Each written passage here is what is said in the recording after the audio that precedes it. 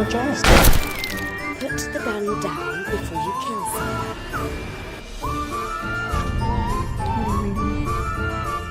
Teenage Girl's Diary.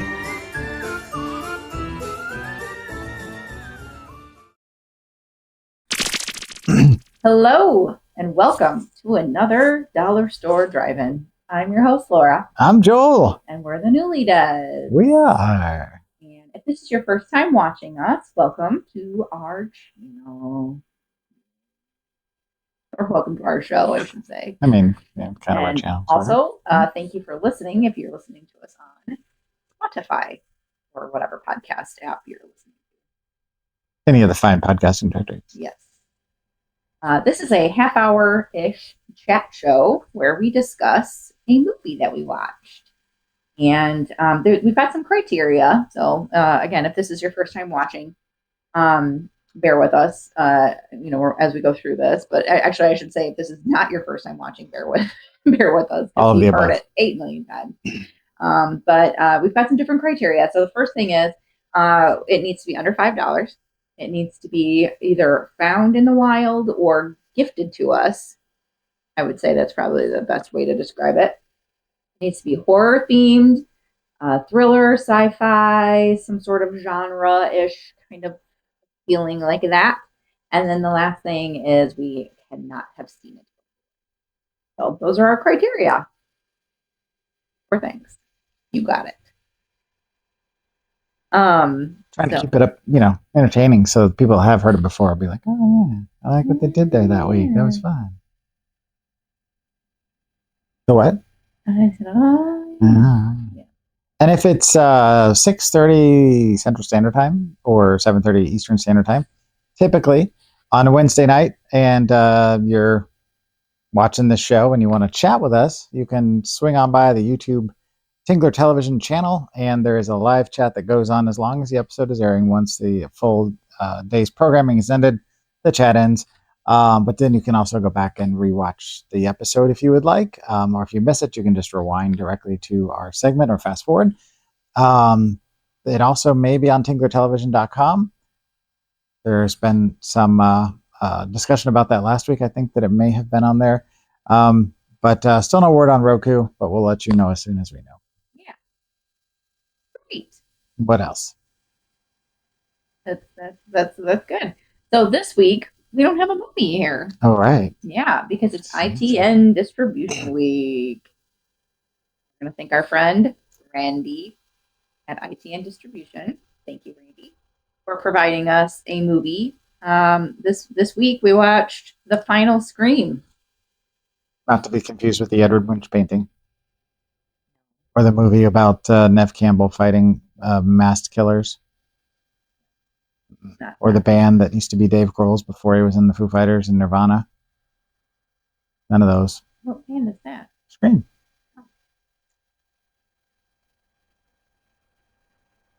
Lots of thumbs up today. I don't know what's going on. So what movie did we watch? Yeah, we did watch The Final Scream. The Final Scream. Oh, we already said that. Yeah, and since we don't have a synopsis for me to read. Oh, right. Yeah, gotta make so I have one to up. pretend. I mean, I know I've watched it at this point, so I know what it's about. I have to think of how I'm going to word it without giving away things. Okay. You ready for this? I hope so. Act it out. It's she likes to act it out. That's what she said? Yeah. One day, a fairly new actress was auditioning for many roles and kept getting rejected. She was very frustrated.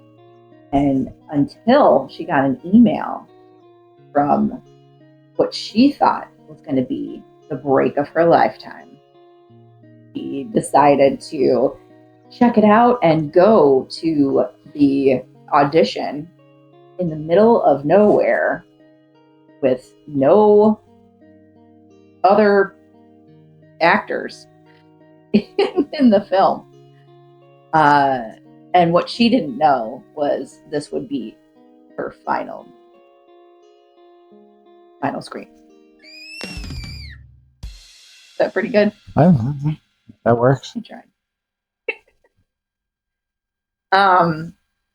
So before we get to the chatting about the actual movie, I think we should show them the trailer for it. Yeah. Where is it coming from and what does it look like? Well, the trailer, I think, is coming from over here. Okay. And it's covered with blood. Oh, wasn't expecting that. The bloody trailer. I see what you did. I see what you did. You. Not yet. I mean, it's going to be over around this area, but I haven't actually seen it yet until I figure out how to make it happen.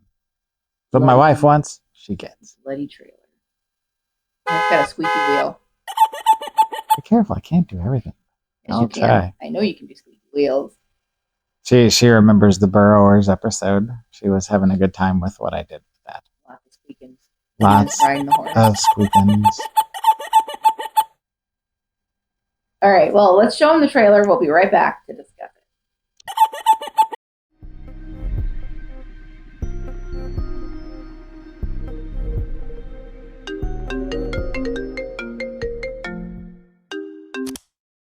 Hello? Hi, is that Keir Anderson? I absolutely love what you did with Melissa. It was exactly what I was looking for from the role. So we'd like to invite you to the final recall. I would love to. When is it? Well, it would be this weekend. So, are you there? How's the play? It's good. It's isolated. It's exactly what you'd expect for a horror film. I don't want to die, please. No! I want it to be the closest it can be to reality. I want the audience to actually question, is this happening? No. Please don't go. No, stay with me. Tim was really impressed with what I did today.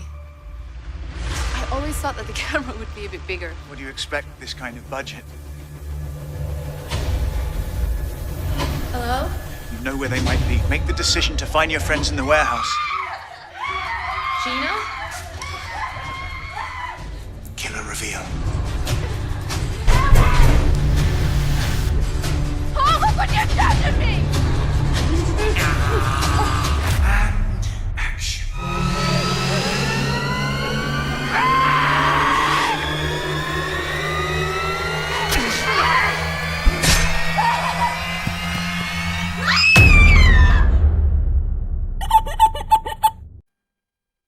And we're back. What'd you think of that trailer? I think it had people in it and screaming and one final one at the end, maybe. Yeah, maybe. Possibly some Final parts. screen. So whenever we watch a movie, we sometimes she'll take notes. I'll always take notes. And then at the end of the year, she will collect them all and put them into a flip book on our website that you can go check out. So if you want to check out last year's notes, go to thenewlydads.com. Our website, you can flip through it, take a look, see what I write, and also what I draw, because I tend to draw little pictures that sometimes relate to the movie, sometimes don't. So this week I drew. There's a little pig guy. Little pig guy. There's a smile because Yeah, big teeth. drew my own take on the mask that she was wearing, I like that. And I like the popcorn. and then some That's a popcorn. really good popcorn bucket. I don't know why I did the popcorn There's some bucket. pop on it. And you did it in color in that part. Yep, I don't know why. I just got a little like crazy with the cheese whiz on there. I like it. All right, there we go. Had to fix my mic. I feel like it's like in a weird position, and maybe it is. So, the final Scream is from 2019, if you can believe that. Currently sitting at 3.5 out of 10 on the Internet Movie Database. I said this is an IGN distribution week, but we've already discussed that. Thank you, Randy, again. Actually, we're getting down to over halfway through the movies now, so we're going to be finishing up with those soon. So this is directed and written by Scott Chambers. And I separated out his credits because he's done a lot of different things, so I figured we'd kind of give us a good cross-section. So as far as his directing goes, he directed and wrote The Bad Nun, And no, it's not that kind of bad nun. It's more of a stabby kind of bad nun. He wrote and directed a movie called Clown Doll. Not like a last name, like Herbert Clown Doll. It's an actual, like a Clown Doll. He directed a movie called Hellcat with a K. He directed Fire NATO. Watch that. You said that the last time we talked about it. Yeah. He wrote Cyber Bride, which probably sounds cooler than it actually is. He wrote Crocodile Swarm, which sounds like it's Swarmy. yeah. Like I'm guessing it's not like a swarm of bees, but more like there's like a lot of crocodiles in an area. And then I left this one for last, but he also was known for writing Mega Lightning. Really? Yep. Not to be confused with Mega Lightning 2, which is coming or is already out. I'm not sure which. Why is there a part 2? Good Lord. I don't know why. I don't like it. Why was there a part 1? We did not care for that film, by the way. If you missed that review, we did not care for that film. So, Yeah. yeah, it might explain a little bit of some of the things that were in this movie, perhaps. I don't know. Maybe not. But this stars one, Kate Lister, who is most recently in Ricky Stanicky, which is the John Cena comedy that is currently burning up the Amazon Prime streaming charts. He was in The Reef, or I'm sorry, she was in The Reef Stalked, which was the sequel to The Reef, which The Reef was a shark movie, and I like shark movies, but I did not like The Reef. Like, I really was near sleeping. That's how much I cared for that movie. Maybe I need to see it again. Maybe I was in the wrong headspace. And she was in Suicide Club. I don't know anything about it. This also stars one Mark Ozol, who was in Original Gangsta. Actually, I wrote Origina Gangster, and I'm not sure if that was intentional. It'd be weird if I left off the letter L on accident.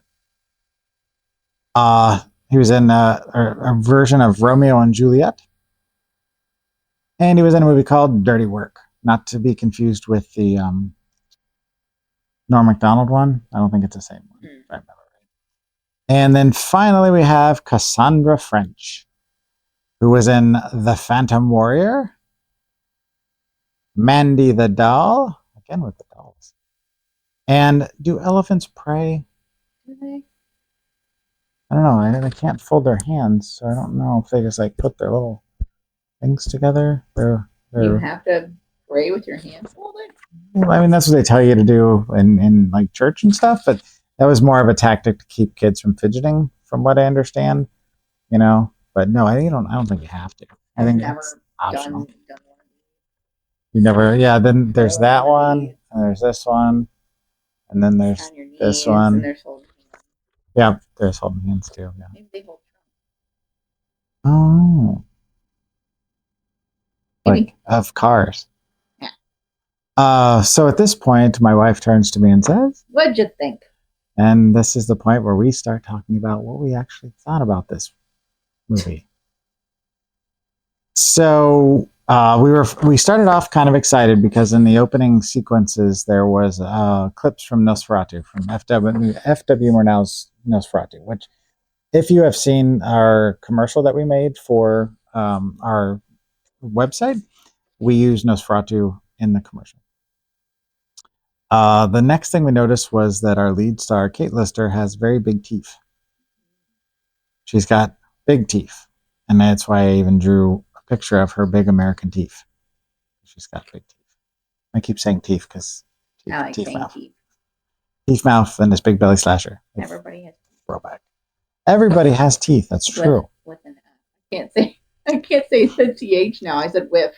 Oh, nice. With teeth. With It's hard to say.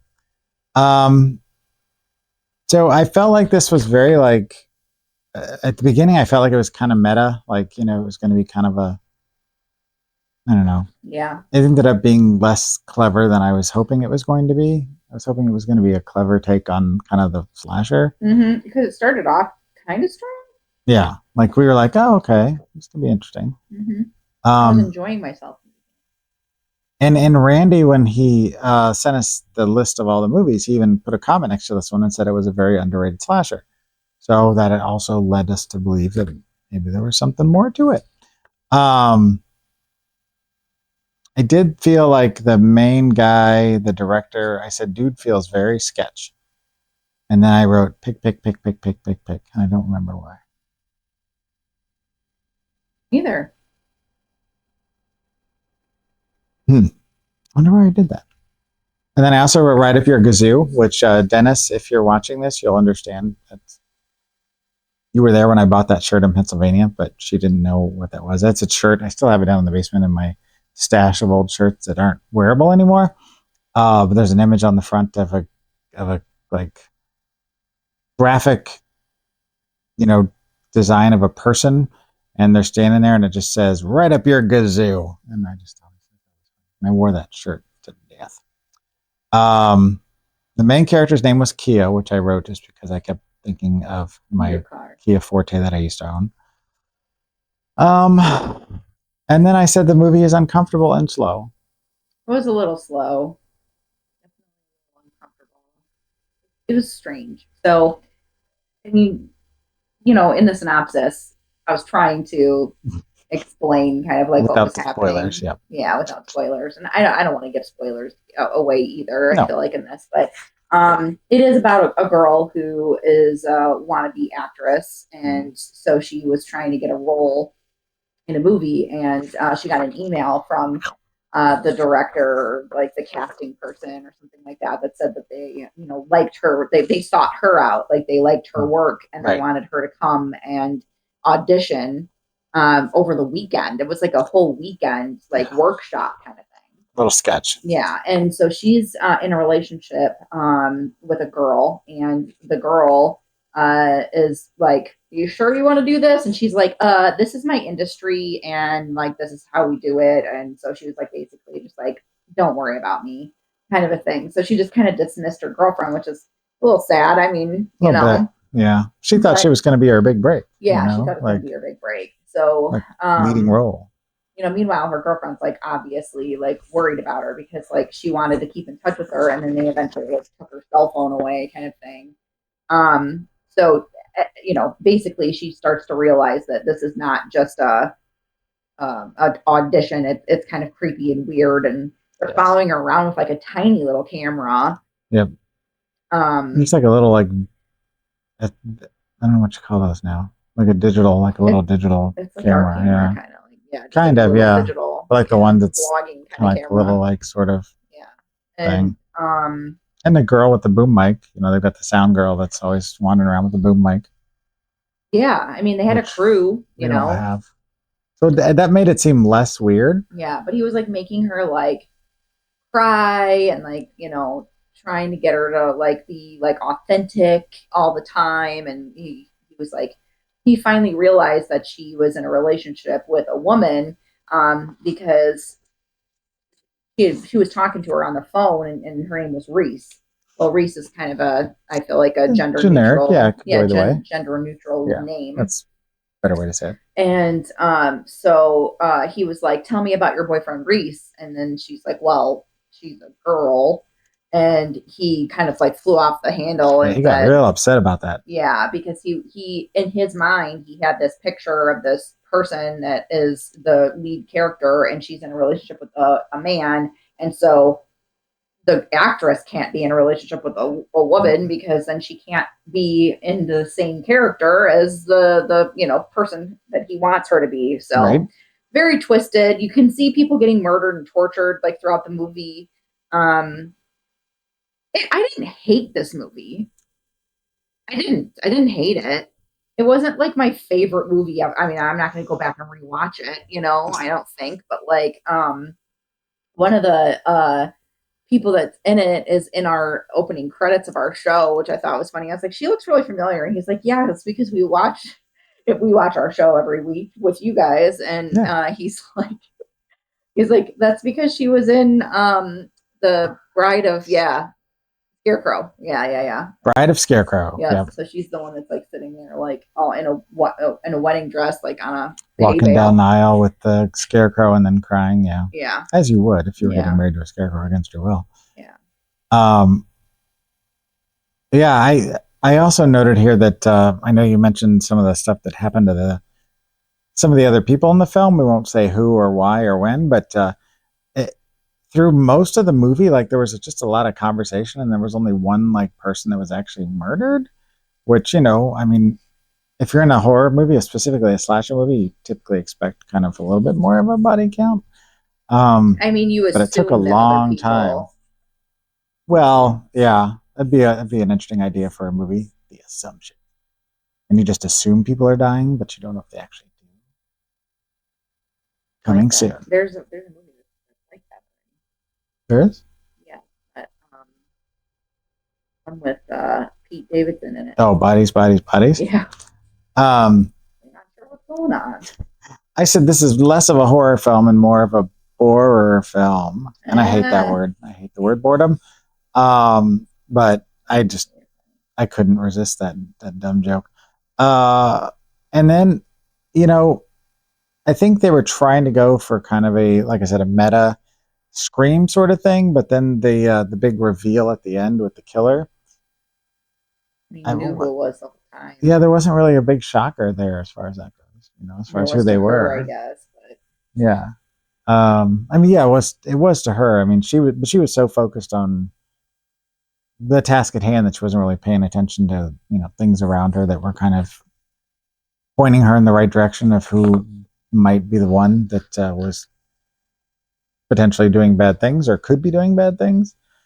And the other thing with this is towards like the last the third act, like halfway through it, things got really mean spirited.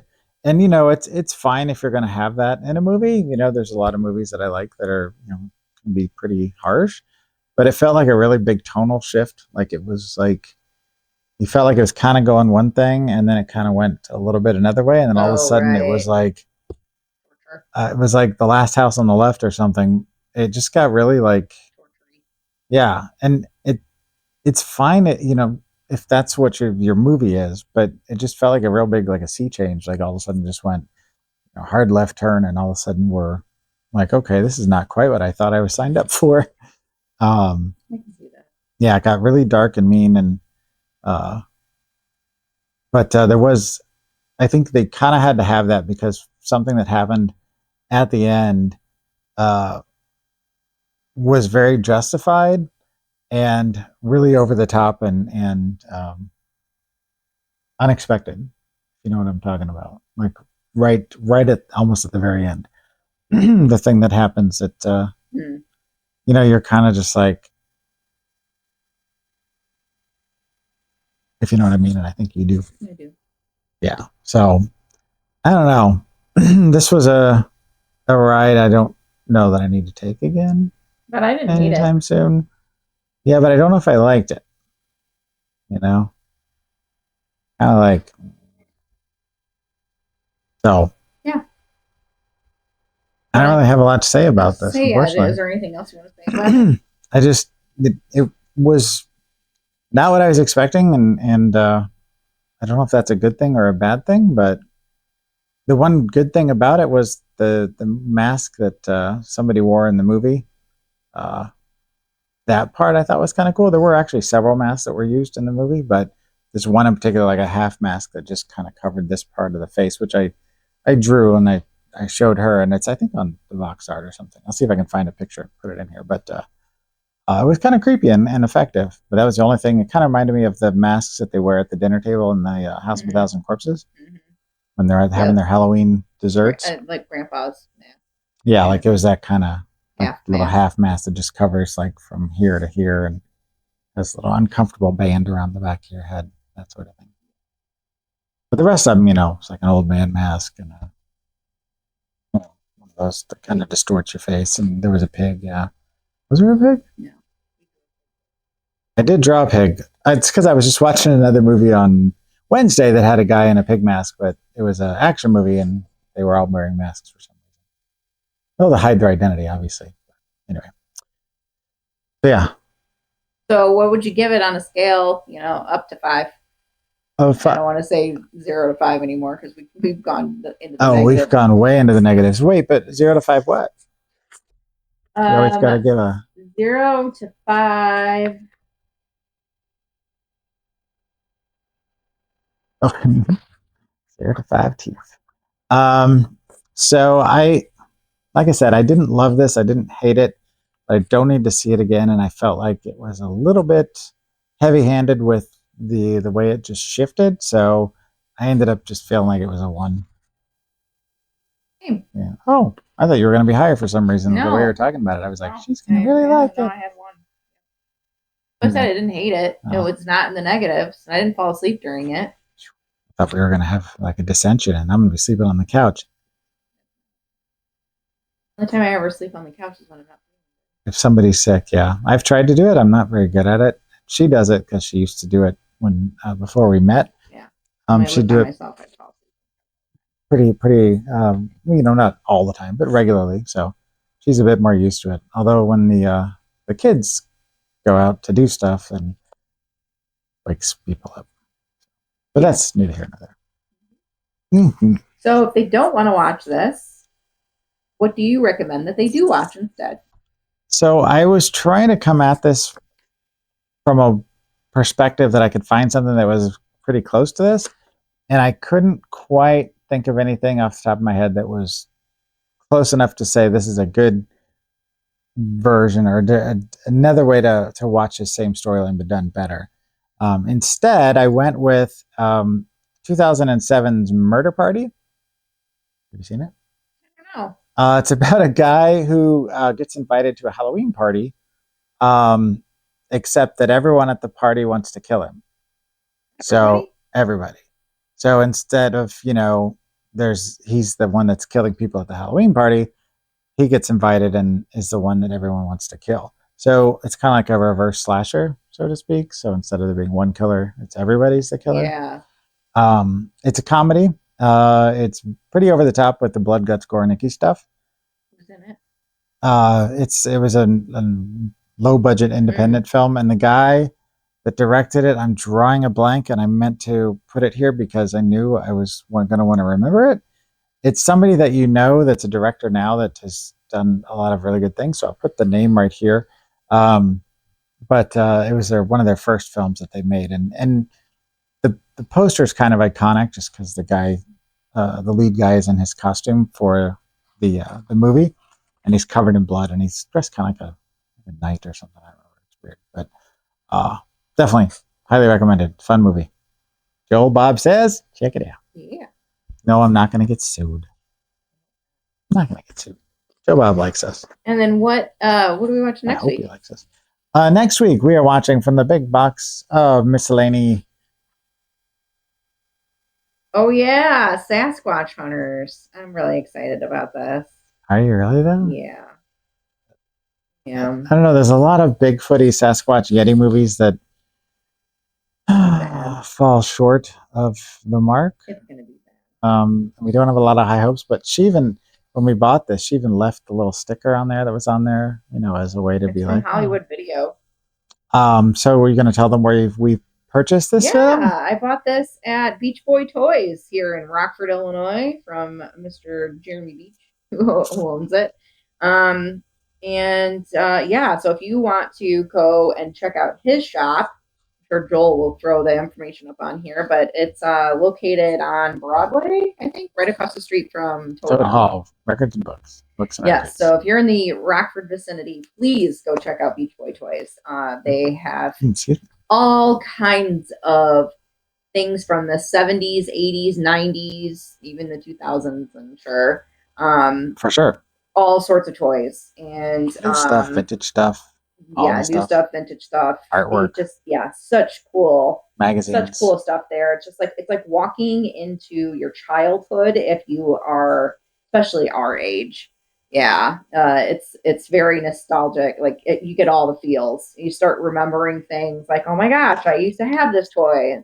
It's just it's a really cool place to go. And they have movies too. Yeah, and they do have some movies. And like other, And Jeremy is video games. Super nice guy. When we go in there, he's like, "Hey, it's the Newly Dads," and it's it's a very welcoming atmosphere. We like the Beach Boys, but something that I didn't realize, and I just super appreciate, is that, if it's something that he has that's, not already in a box or sealed, he gets a loose figure. Let's say it's missing a part. He will hang on to those figures until another one comes in that's has the part that's missing, and he'll put things back together. So you've got a whole piece of whatever it is that he wants to put back out there into the world. So even if it's a partial figure, he'll do his best to try and find a whole piece and create one Yeah. again. Which when you're a kid and you're playing with those toys, especially if you had action figures and stuff, Little things.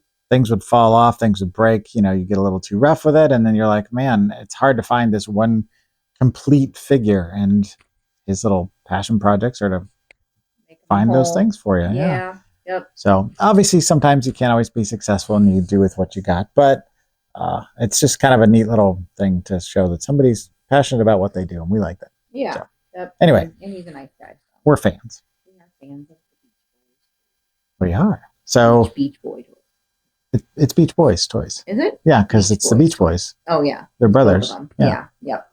So yeah. Awesome. Synopsis Beach time. Boys, you guys are awesome. Okay, so I'm gonna read the synopsis. On the top it says some legends don't die, they kill. Oh no. Uh-oh. That's not good. One of the world's deadliest beasts is brought to life in this terrifying tale of a team of hunters who are out to confirm the existence of an ancient primate. 2 paleontology professors, a graduate student, and 4 forest rangers head out into the remote woods of the Pacific Northwest, hoping to find evidence of a large creature that once existed in China. As the group makes its way deeper and deeper into the woods, they come upon a discovery that far exceeds their expectations. Some sort of graveyard that shows evidence of an enormous creature, but they have disturbed something that they never should have seen, and suddenly a vicious killer is hunting the team once. I'm really excited about that. We'll I think find I did a out. pretty good job of reading that. I mean, you sold it. We'll just have to see how it fares. Yeah. So, if you'd like to check out any of our other videos, you can do that at our YouTube channel, which if you're watching this on YouTube now, you'll find it, but I'll put our link up to there. You can also check out our main website at thenewlydeads.com, where you can find all of our content. We put out 6 things a week, so we've always got fresh stuff to check out, whether it's our blog, our podcast, our TV show, our YouTube content. There's always something for the Newly Deads out there in the world. Yep. So, but Fridays is our night off, so allow us that one little day of grace, because this is just our jobby. It's a jobby. It's a job. That's a hobby. That's right. So, It's rated R. well, I would hope so, for all that Sasquatch on Sasquatch violence. Mhm. Wait, there's as far as I know, there's only one Sam Squanch, but get prepared for that. So, Sam Squinching. All right. I guess I think that's it. that's it. Yeah. Well, thank you very much for watching as always. And until next week. Keep it cheap and creepy. Bye.